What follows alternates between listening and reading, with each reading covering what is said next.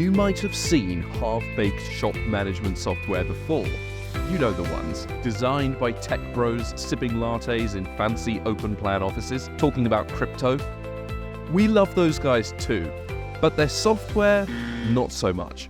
I don't need to dish out hundreds of dollars for janky software that barely does the basics.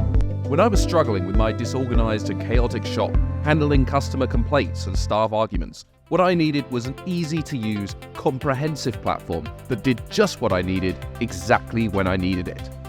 What I wanted was a combination of several software solutions, including repair shop management, accounting, inventory management, and customer management, which fulfills all your business needs and eliminates the need for purchasing extra, even more expensive software.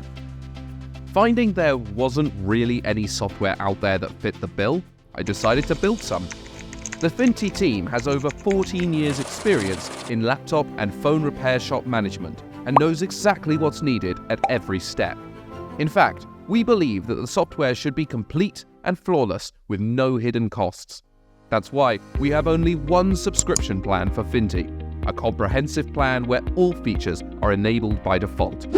For just $15 a month, or $120 annually, which is a third off, you not only get a full access to all of Finty's remarkable services, but 3 user accounts for the manager and 2 team members to keep your shop moving like clockwork.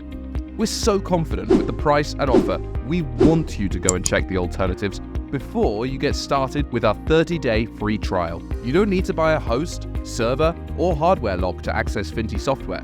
Just purchase the plan and you will receive the username, password, and login link via email and text message, allowing you to easily access and use the software. Although we've made it as easy to use as possible, if at any point you get stuck, there's a friendly tutorial video for every feature. So, get on there and let us know what you think.